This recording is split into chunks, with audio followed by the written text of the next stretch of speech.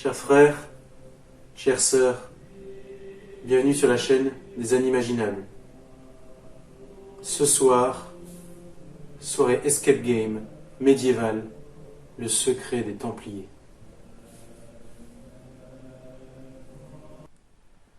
Le jeu est actuellement fermé, nous allons l'ouvrir ensemble, et pour ça, lumière des dieux.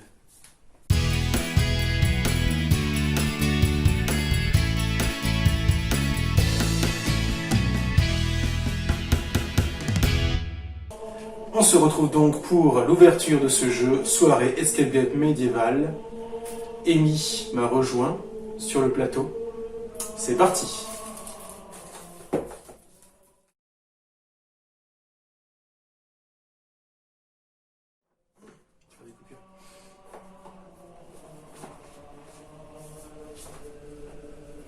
La boîte s'ouvre.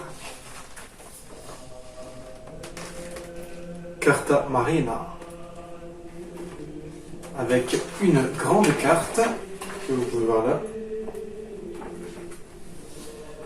On va retrouver dans l'ouverture de la boîte le livre du grand maître. On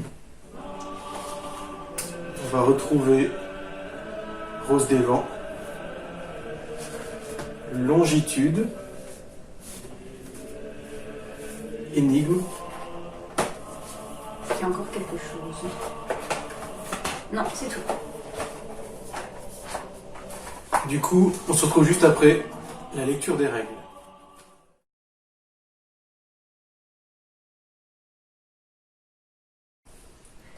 Alors, on a lu les règles. Il y a eu un petit peu de préparation. Hein, on avoue, on n'a pas mis que 10 minutes à préparer. Il y a eu beaucoup de découpage, là. Vous voyez toutes ces petites cartes.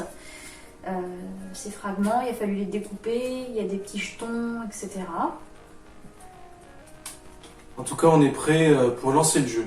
Donc ce jeu, en fait, demande un peu de temps de préparation.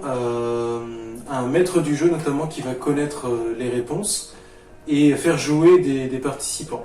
Donc ça, c'est un élément important de ce jeu-là qu'il faut prendre en compte. On aura 3 grosses parties, d'après ce qu'on a compris, dans ce jeu. 3 grosses parties, donc avec 3 étapes qui mènent... en fait, ce sont des différentes énigmes. La première qui mène à la deuxième à la troisième, toujours dans le but de découvrir le Graal.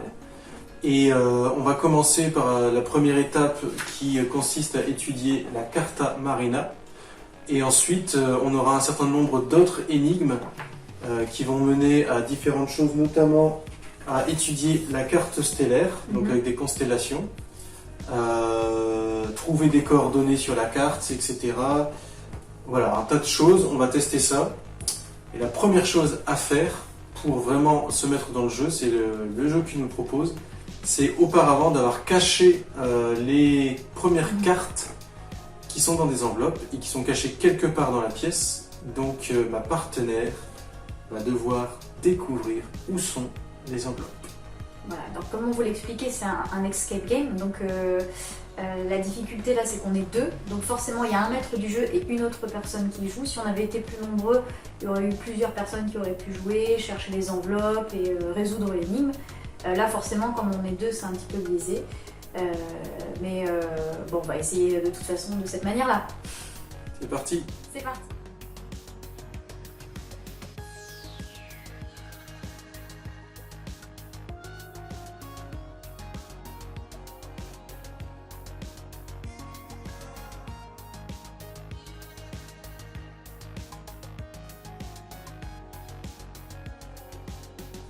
Alors, on a terminé le jeu. J'ai réussi à quoi? 5 minutes de la fin? 2 minutes. 2 minutes restantes. 2 minutes restantes. Alors c'est pas mal. Les mécanismes sont intéressants, ça fait voyager, il y a plein de choses à faire bouger, c'est réutilisable. Donc ça c'est pas mal aussi, j'ai pas dû découper ou écrire sur quoi que ce soit. Donc on peut rejouer facilement. Les énigmes sont changeables, interchangeables aussi d'une session à une autre, alors on pourrait rejouer et puis pas retomber sur les mêmes énigmes, donc ça c'est pratique. Moi, ouais, j'ai plutôt bien aimé, on a pris le niveau facile, ouais. Vu que en plus j'étais toute seule. Je pense que en plus, oui, c'est assez faisable pour un petit groupe. Il n'y a pas de grosses difficultés. Un poil déçu par la fin. Parce que la mécanique était tellement bien faite au début, où on commence même par chercher les enveloppes un peu partout dans la pièce qui a été cachée au début par le maître du coup templier. Un poil déçu par la fin parce que du coup ça manquait un petit peu le clou du spectacle, on va dire. Je suis un petit peu déçue par le clou du spectacle, mais on verra peut-être qu'il y a peut-être un changement dans les autres énigmes. Voilà, et toi qu'est-ce que tu en as pensé? Moi en tant que maître du jeu, du coup c'est moi qui ai été chargé de cacher les enveloppes et de choisir. Voilà. Et de choisir aussi les énigmes. Donc là j'ai choisi une série d'énigmes les plus faciles possibles parce qu'Emeline était toute seule. Je dirais que c'est un inconvénient quand on joue à très peu, surtout à très peu comme là puisqu'on est à deux seulement, où l'un doit jouer le maître du jeu donc connaît les réponses et on doit laisser faire l'autre simplement pour résoudre les énigmes. Par contre, ça mériterait d'être rejoué à plusieurs, puisque non seulement on aura toujours un maître du jeu, mais plus d'émulation je pense, puisque tout le monde va se mettre à jouer. Ça mériterait pourquoi pas d'augmenter la difficulté, puisque en gros on a 3 grosses parties de recherche à effectuer, en plus de la recherche préalable des enveloppes. Et on peut choisir, voire mixer la difficulté entre chacune des 3 grosses étapes. Et on a appris dans ce petit livret de règles également qu'on peut donner une option un peu jeu de rôle aux différents participants. Un tel ou un tel peut être grand inquisiteur, peut être hérétique, pilleur de tombeaux. En fait, ça va vous donner un objectif général à tous, c'est de réussir donc l'énigme, résoudre l'ensemble des 3 gros piliers, de grosses parties de la mission, mais aussi ça va vous donner des objectifs personnels, donc des petites missions à remplir qui ne sont connues que de vous, et seulement à la fin de l'heure impartie, vous saurez évidemment si vous avez réussi votre objectif collectif, mais aussi le maître du jeu vous dira si vous avez réussi votre objectif personnel. Et on ne vous en dit pas plus, mais les rôles qui sont proposés sont vachement intéressants. Il y a des rôles secrets où telle personne va devoir agir contre tel autre rôle, et inversement, alors que personne ne connaît son rôle de départ, donc ça peut être sympa pour ajouter un petit peu de palpitant dans justement la session de jeu. Voilà. Effectivement, la fin qui est un peu décevante, dans le sens où on était vraiment dans l'immersion, et la fin en fait se constitue de la lecture d'un texte. Bon après, il faut bien une fin à un escape game, tout comme des escape games que vous avez déjà fait, où la fin est parfois un peu décevante, puisqu'il faut forcément donner une fin. Mais en tout cas, c'est l'aventure qui est vraiment sympa. Vraiment sympa. Pour un jeu qu'on ne connaissait pas, un éditeur qu'on ne connaissait pas non plus, ça vaut le coup. Et voilà donc pour la conclusion. Donc ce jeu, je le rappelle, s'appelle Le Secret des Templiers, édition Larousse.